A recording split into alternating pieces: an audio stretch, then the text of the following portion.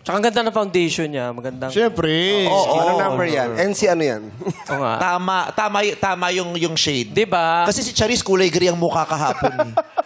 Oo. Di ba pinanood pa? Pinanood yung niya pa. dito. Ang lukot-lukot siya. Kulay gray yung mukha ko. Oh, at least panalo. Baka naging gray Oo, ganun talaga pag mali yung shade ni Fiona. Sabi ko, Hindi na si Fiona! Si Charis yan! pero happy ang anak ko. Happy ka anak na. Hindi ba?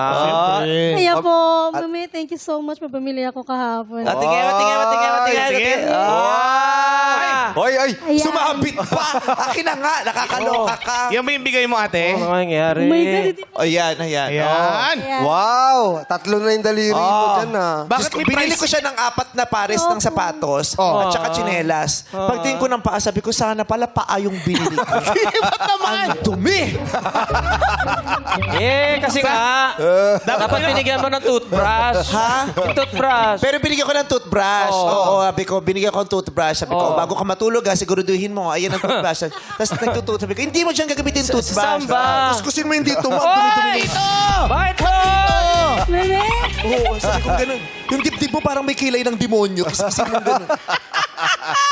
Baka sa talent yun. Sabi niya, hindi, may kasi nilagyan daw siya ng makeup artist ng pa-cleavage dito. Tama. Sabi ko, ay, so, mali. Yung contour na ginamit, ibang ang dilim-dilim. Kaya, Mali. mukhang may kilay ng demonyo dito.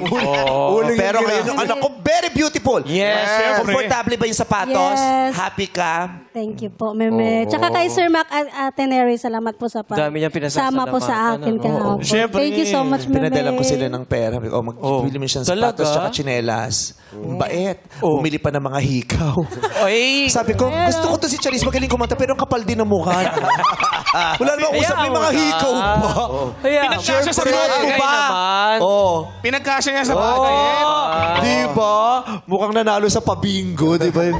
Magkano lahat-lahat? Alam, mura lang naman, mura. At saka, deserve niya. Oo. Grabe Thank you so si much, Vice ganda, no? Diba? Ito, di ba? Ano meron? di ba?